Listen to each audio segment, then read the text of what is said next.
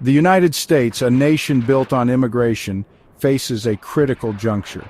The specter of mass deportation hangs over millions, threatening not only their lives but also the very fabric of American society and its economic well-being.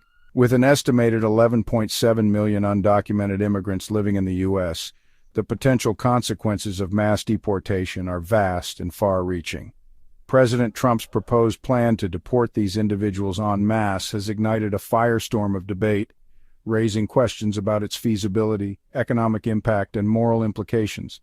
This essay delves into the complexities of this contentious issue, examining the economic and social ramifications of mass deportation. Often demonized and marginalized, undocumented immigrants play a much larger role in the U.S. economy than many realize. They are not merely a shadow workforce, but rather integral pillars supporting key sectors that are vital to the nation's economic engine. Agriculture, construction, manufacturing, and the service industry all rely heavily on the labor of undocumented immigrants.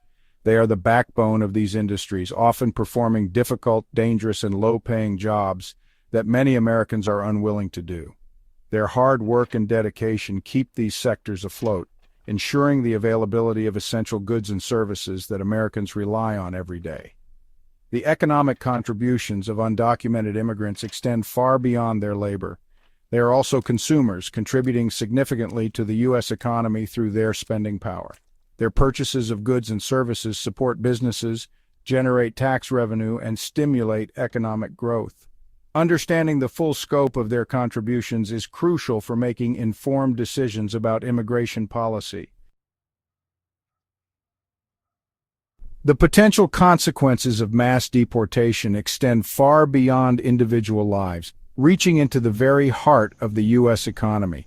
The sudden removal of millions of workers, particularly in sectors heavily reliant on undocumented labor, could trigger a labor crisis of unprecedented proportions. Agriculture, a cornerstone of the U.S. economy, would be particularly hard hit. With an estimated 1 in 8 agricultural workers being undocumented, their removal would leave vast fields unharvested and cripple the agricultural supply chain. Food shortages, price hikes, and disruptions in food production would likely follow, impacting not only American consumers but also the global food market. The construction industry, another sector heavily reliant on undocumented labor, would also face a severe crisis. Building projects would grind to a halt, infrastructure development would stall, and the housing market could experience significant disruptions.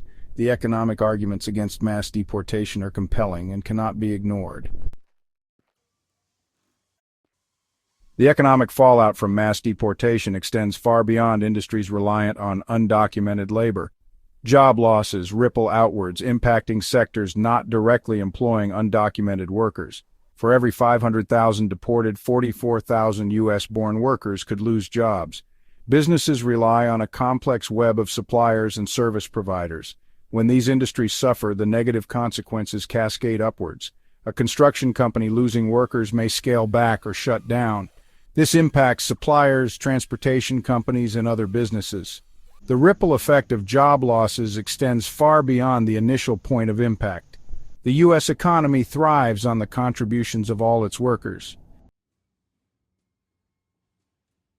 The economic fallout from mass deportation would not be limited to job losses and economic contraction. The sudden removal of millions of workers would also disrupt supply chains, reduce competition in certain sectors, and potentially lead to significant price increases for goods and services that Americans rely on every day. This inflationary pressure would further burden American families, exacerbating existing economic inequalities and undermining the overall standard of living in the United States. The agricultural sector, already mentioned as particularly vulnerable to labor shortages, provides a stark example.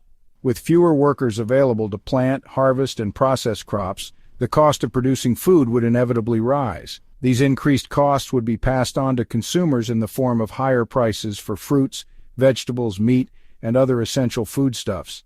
The construction industry, already grappling with rising material costs and labor shortages, would also experience significant price increases.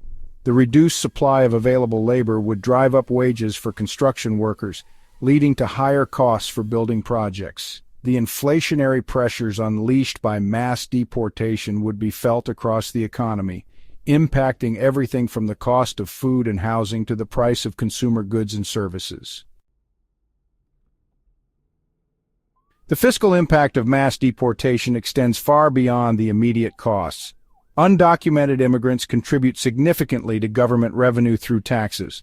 These contributions are crucial for Medicare and Social Security. Removing them would jeopardize these programs' sustainability. In 2022, they contributed $96.7 billion in taxes. This includes $25.7 billion to Social Security and $6.4 billion to Medicare.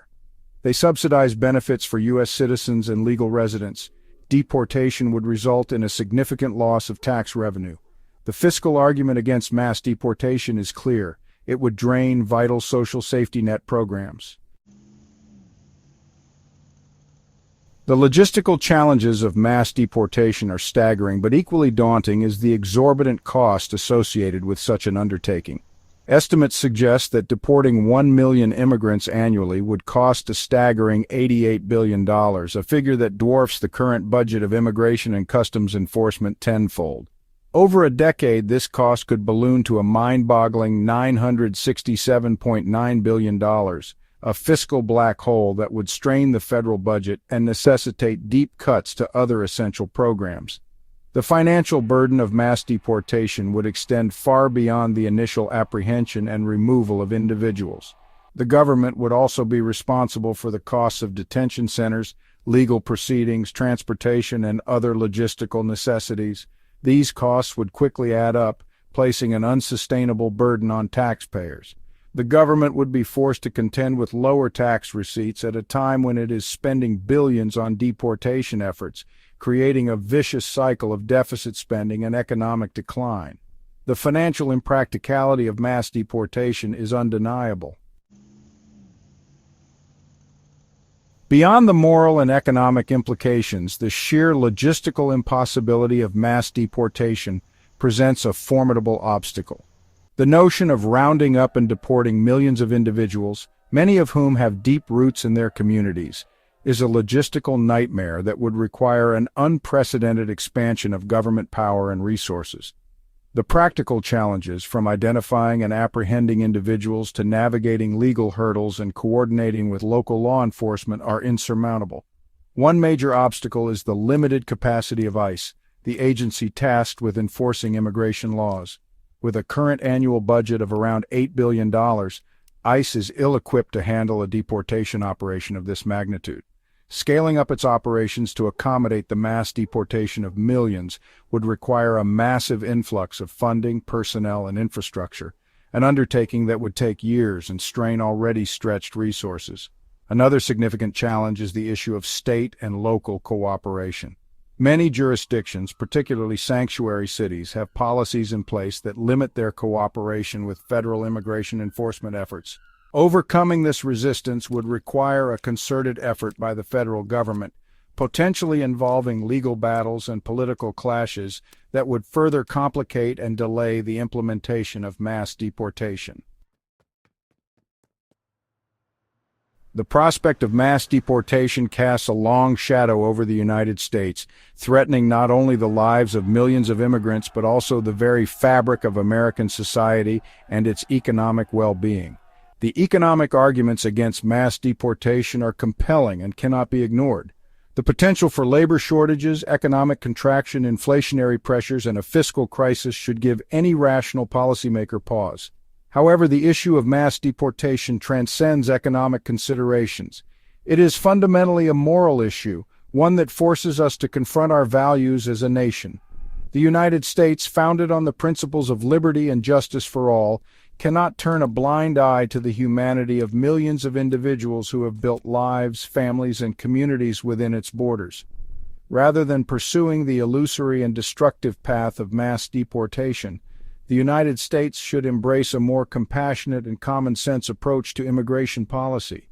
This approach should prioritize humane enforcement, focusing on deporting individuals who pose a genuine threat to public safety, while creating pathways to legal status for undocumented immigrants who are contributing members of society. The choice is clear: Compassion, common sense, and a commitment to justice must guide the nation's immigration policies.